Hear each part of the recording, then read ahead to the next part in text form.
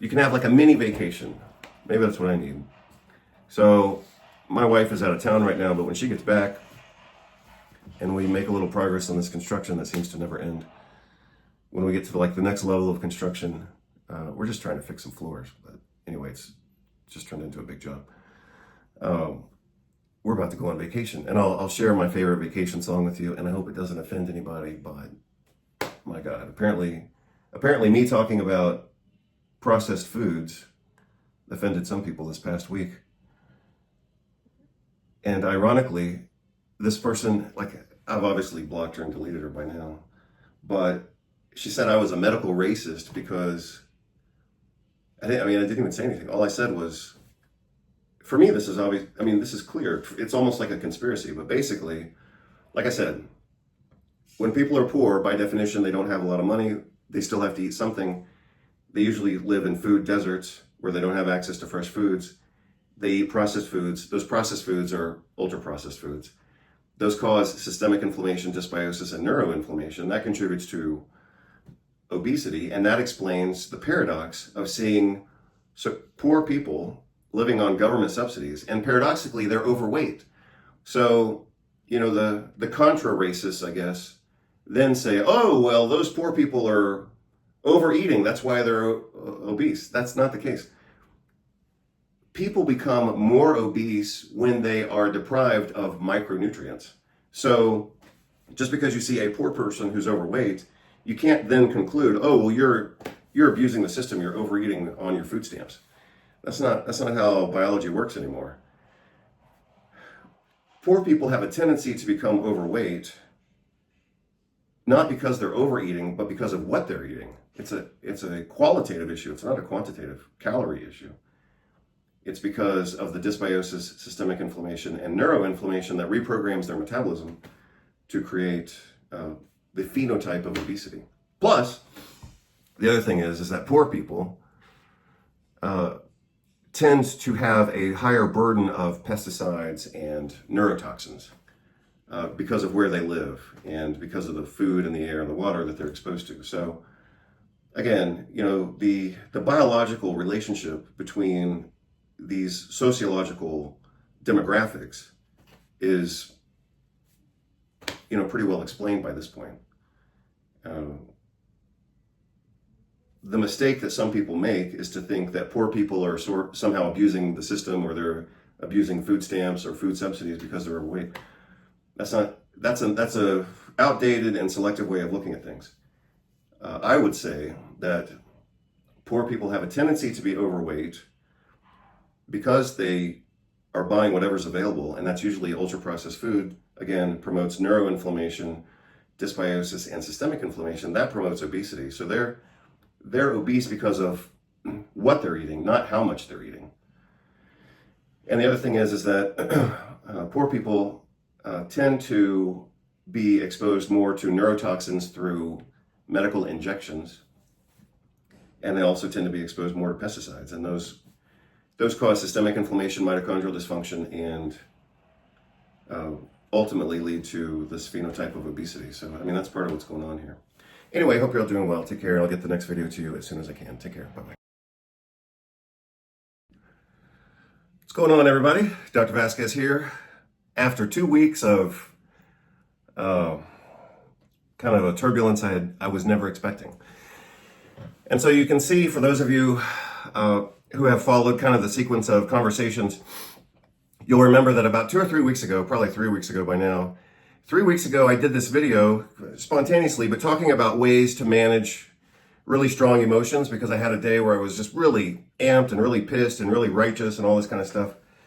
And so I did a video talking about how to manage those types of emotions, because even if we're right, we don't want to be totally, crazy and offensive and make the situation worse. So for example, if I'm right in my perception that somebody's ripping me off, I have every right to be angry and upset about that, of course. But if I go too far with that and I make things worse, then I'm contributing to the problem. So that was kind of the conversation that I created a few weeks ago, probably 3 weeks ago. You can find it on the website. But what I want to say retrospectively about that is that I was totally right. Or as we say on Saturday, I was totally fucking right about that. So my perception was that this guy was ripping me off, even though we were only 2 weeks into the engagement. My perception was like, what the fuck is going on here? And I was totally fucking right about it. So at that point, when I did that video, I said, sometimes we're overwhelmed by strong emotions and we feel justified and we feel righteous. I was justified and I was righteous and I was right. Retrospectively, of course. So the whole thing, obviously any engagement, whether it's business or friendship or whatever, starts out fine because everyone's putting on their happy face. But with time, we learn what the hell is going on. And with this guy, he was giving me all kind of happy face and, oh, we're trying to help you and we're the best for your situation and all this kind of stuff. So, obviously the whole thing started out reasonable. And I know how to, I'm pretty good at reading people, but sometimes people fake it, Sometimes, even manipulators and psychopaths, they know how to play the game. I mean, they're programmed to play the game better than you and better than me. So, I mean, they're manipulative by their programming, basically. They're kind of like, human predators, basically. So, I know about that stuff. It's not my first rodeo. Excuse me. This is not my first rodeo. But immediately after the engagement, and it was just accounting. I mean, I'm not doing anything complicated. I'm trying to pay my freaking taxes and I'm trying to do things right. But this guy was just a predator. And 2 weeks into the engagement, I could see that this thing was just going to hell. And that's why I did that video. I was like, what? I saw what was going on. I called him out on it. And he said, no, everything's okay. And then as things progressed, it just got worse. So to the point of like lawsuits and countersuits. And the thing about it is, in California, accounting fraud at the felony level starts with a $500,000 penalty. So, hey man, you wanna call my bluff? I'll call yours. And we'll start with a $500,000 penalty for felony accounting fraud, if that's what you want to do. So that's what I got to do for the past 2 weeks, among other things, of course. So, anytime any of us have like some big event or clusterfuck, or it could be something good, I suppose, but worse if it's bad, then that serves obviously as a big distraction from other things that we'd rather be focusing on. And I would rather be focusing on science, psychology, philosophy, and not dealing with coordinating between accountants and attorneys and all this kind of stuff. So now I feel like I get to go back to my normal life. So consistent with that, I'm going to talk about 4 different things right now. And the 5th thing is I need a vacation. I'm ready for a vacation. So I might play a clip of one of my favorite vacation songs, and hopefully it won't offend any of you.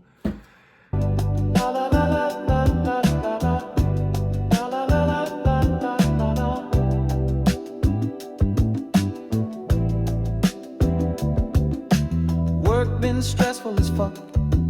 Everybody woke up this morning and decided to be on my nuts. I need to be around sand.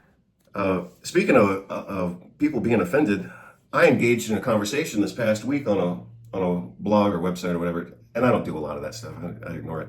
But I did try to contribute meaningfully to a conversation that was initiated by an African-American woman who was talking about like the whole thing about in the United States, the whole thing about like SNAP and food benefits and food stamps and food subsidies for poor people, and how some of those poor people are obese. And I said, well, part of the reason that poor people are obese is because garbage food is just cheaper than healthy food.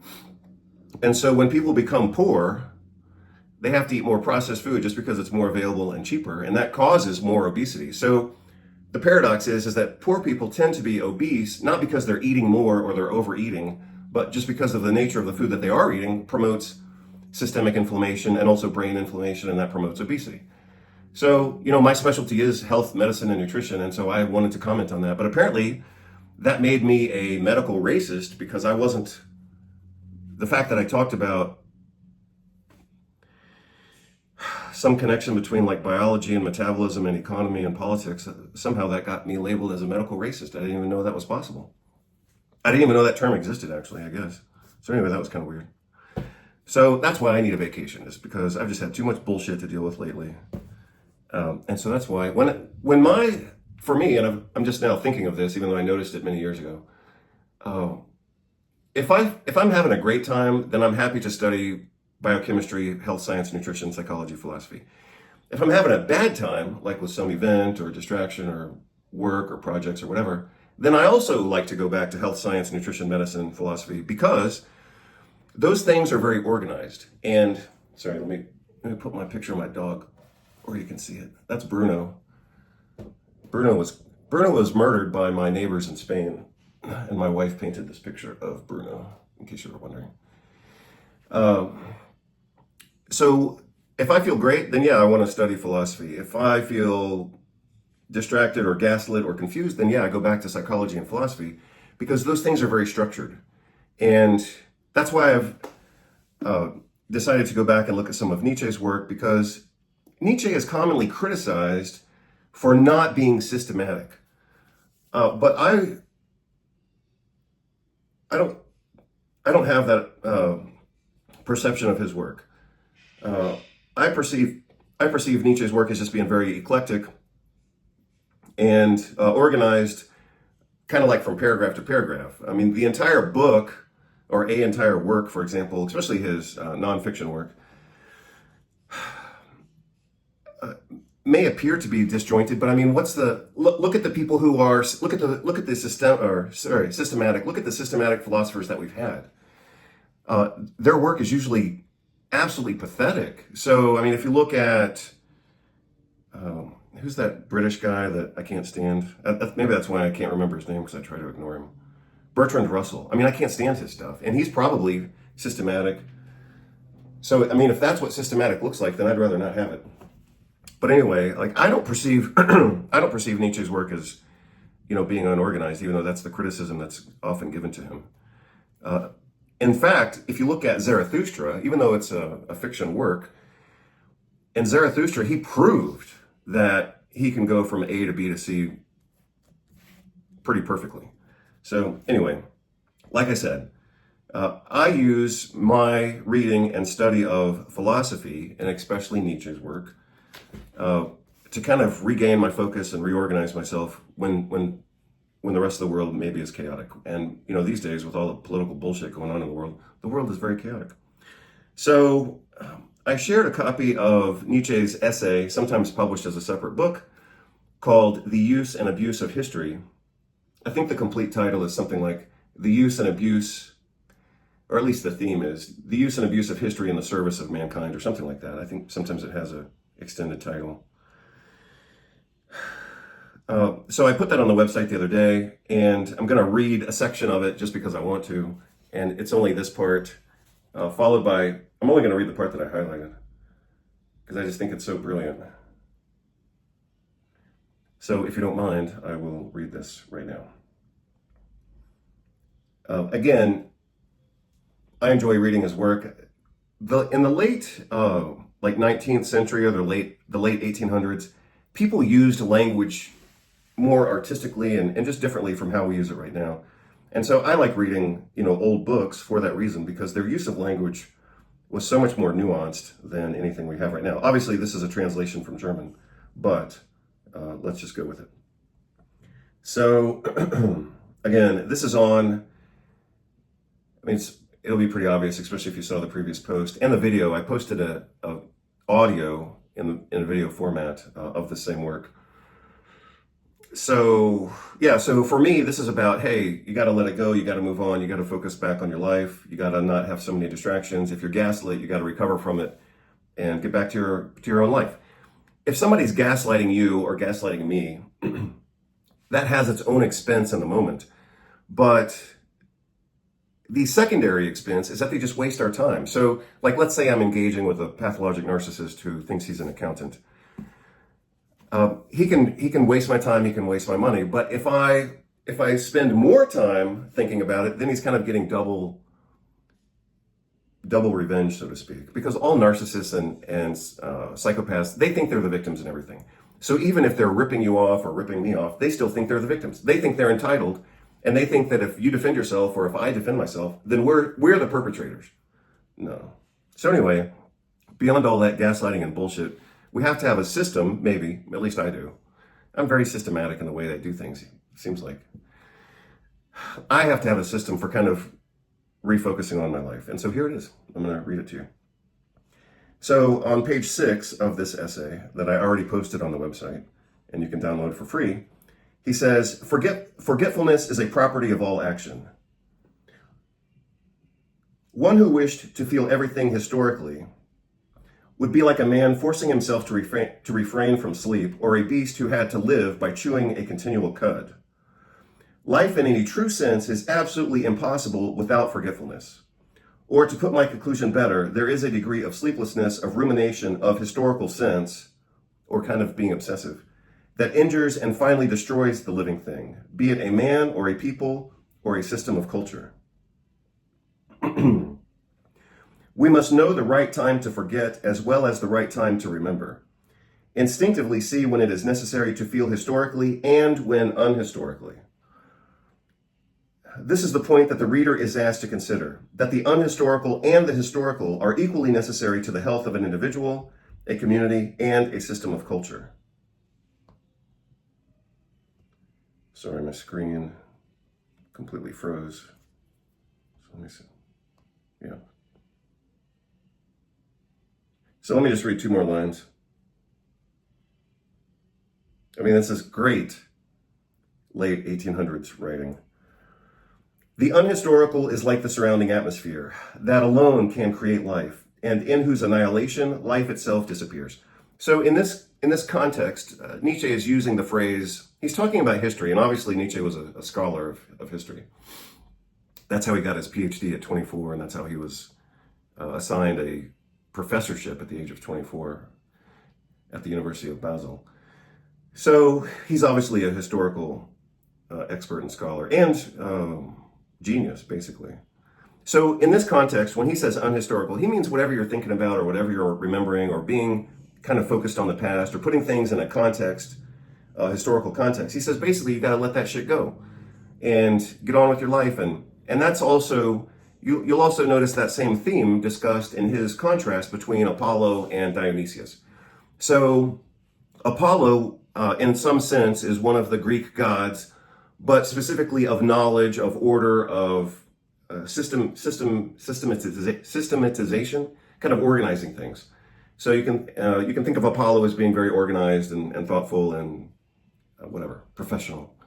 And the other side of that dichotomy in Nietzsche's philosophy is Dionysius, who just says, screw it. In Northern European philosophy, that would be the wild man, or what do they call him? Iron Hans, Iron John in Robert Bly's book. So, you know, we all have to have order in our lives. You got to go to work, you got to make money, you got to pay the rent, you got to pay your taxes, you got to have a retirement fund, or you got to organize, you got to clean your house, you got to organize things. That's the Apollo side of life. The opposite, which was one of the contributions of Nietzsche to philosophy, is he says you also got to know when to just say, screw it. I'm going to go smoke a cigar, I'm going to drink a beer, I'm going to have a glass of whiskey or wine, I'm going to go on vacation. Hopefully I can afford it, but either way I'm going. So, and you can see a little bit of that tinge or that influence in this conversation, even though this was very early in Nietzsche's career. So at this point, when Nietzsche wrote this, he just got his PhD. He was still young. He was probably 27 years old when he wrote this. Imagine he was 27 years old when he wrote this. And sorry if you hear some background noise, but we're still doing a bit of construction. But at least we're not doing jackhammers today, like we were last weekend. So again, the personal context or social context of Nietzsche at this time, he's 27 years old, he's a full professor. He's still reasonably healthy at this point, even though later he had a lot of health problems, from migraines to gastrointestinal problems to eventually neurosyphilis. And I think ultimately his stroke was probably caused by a syphilitic aneurysm. But anyway, at this, let's see, maybe he had at this point. At this point, he had already written, or around this time is when he wrote Birth of Tragedy. And that may have been when he first introduced the the contradistinction between Apollo and Dionysius. But anyway, you see some of that conversation here. Even though he doesn't mention that phrase, it's still a contrast between order and disorder, a contrast and the utility between order and disorder. You know, we can't all live straight-laced and prude all the time. You know, at some point you got to say, you got to be vital, and you got to be spontaneous. You can do whatever you want, but you know, life gets pretty boring if we only live in a very organized way all the time. It doesn't mean you want to invite chaos into your life, but at some point you got to say, screw it. I'm going to do what I want. I'm going to piss some people off, but that's the way it is. So anyway, I'm providing a lot of context for one word, and the one word in that sentence is unhistorical, but that's kind of the background of that one word. He said, you got to forget it. You got to move on. You got to be happy. You got to live spontaneously, you know, at least one day a week or one day a month. So again, the unhistorical is like the surrounding atmosphere that can alone create life, and in whose annihilation life itself disappears. And then he goes on where I highlighted and underlined again. An excess of history, an excess of remembering, an excess of order, an excess of, you know, being prude and straight-laced all the time. An excess of history makes him flag again. Without the veil of the unhistorical, he would never have the courage to begin. So, again, I like it. You don't have to like it, but I think it's great. So, the other thing that I wanted to do, which I think I'm not going to do right now, so this will just be kind of anticipation for later. What I want to do is provide you 3 different versions of the first part of Zarathustra. So what I think I'll do when I do that, maybe later today, but I need to go have breakfast. What I think I'll do is I'll read from either one of these to start, probably the Kaufman translation. I'll read like the first paragraph out of this book, and then I'll read the second paragraph out of this book, and then I'll share an audio clip from the Naxos version of those same sections, and you can see which one you like better, whether it's Kaufman, Hollingdale, or the Naxos version. I think you're going to like the Naxos version more. I certainly do. What I have found in contrasting these two editions, this is a bit of a paradox, but my impression is that Kaufman didn't understand Nietzsche, but he actually did maybe a better job or a smoother job with the translation, paradoxically. Hollingdale obviously understood Nietzsche much more profoundly. That becomes very clear in the 36 pages of introduction that Hollingdale wrote to this book. For me, no question about it, Hollingdale obviously understood Nietzsche better than did Kaufman. But Kaufman still did a reasonable job with the translation, and actually, at times, it's a little smoother. So, like I said, I'll read the first part, the first paragraph of the first section from this book. I'll read a little bit out of this book. You can see which one you like better. And then I'll contrast that with the Naxos version. And you can see if you like that better. I think you're going to like the Naxos version better. But that's up to you. So I hope you're all doing well on this beautiful Saturday. And I hope you go antique shopping. Or I hope you do something fun. Because you can have like a mini vacation. Maybe that's what I need. So my wife is out of town right now, but when she gets back and we make a little progress on this construction that seems to never end, when we get to the next level of construction, we're just trying to fix some floors. But anyway, it's just turned into a big job. We're about to go on vacation, and I'll share my favorite vacation song with you, and I hope it doesn't offend anybody, but my God, apparently me talking about processed foods offended some people this past week.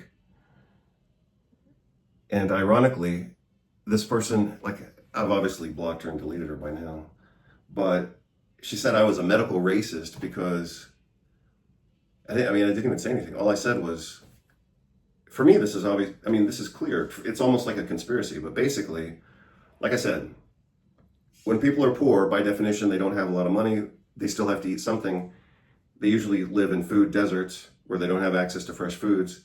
They eat processed foods. Those processed foods are ultra-processed foods. those cause systemic inflammation, dysbiosis, and neuroinflammation. That contributes to obesity, and that explains the paradox of seeing poor people living on government subsidies, and paradoxically, they're overweight.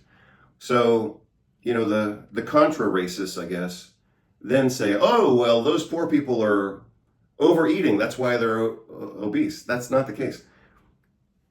People become more obese when they are deprived of micronutrients. So just because you see a poor person who's overweight, you can't then conclude, oh, well, you're abusing the system, you're overeating on your food stamps. That's not how biology works anymore. Poor people have a tendency to become overweight, not because they're overeating, but because of what they're eating. It's a qualitative issue. It's not a quantitative calorie issue. It's because of the dysbiosis, systemic inflammation, and neuroinflammation that reprograms their metabolism to create the phenotype of obesity. Plus, the other thing is that poor people tend to have a higher burden of pesticides and neurotoxins because of where they live and because of the food and the air and the water that they're exposed to. So again, the biological relationship between these sociological demographics is, pretty well explained by this point. The mistake that some people make is to think that poor people are somehow abusing the system, or they're abusing food stamps or food subsidies because they're overweight. That's a outdated and selective way of looking at things. I would say that poor people have a tendency to be overweight because they are buying whatever's available, and that's usually ultra-processed food. Again, promotes neuroinflammation, dysbiosis, and systemic inflammation. That promotes obesity. So they're obese because of what they're eating, not how much they're eating.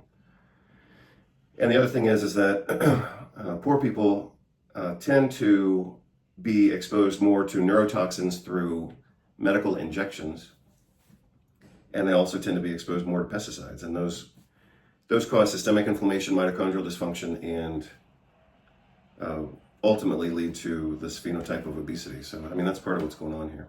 Anyway, hope you're all doing well. Take care. I'll get the next video to you as soon as I can. Take care. Bye-bye.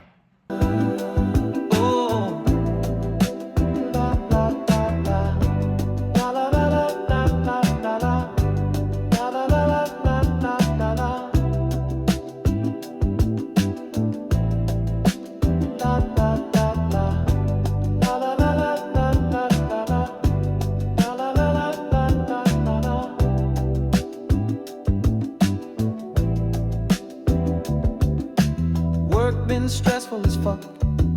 Everybody woke up this morning and decided to be on my nuts.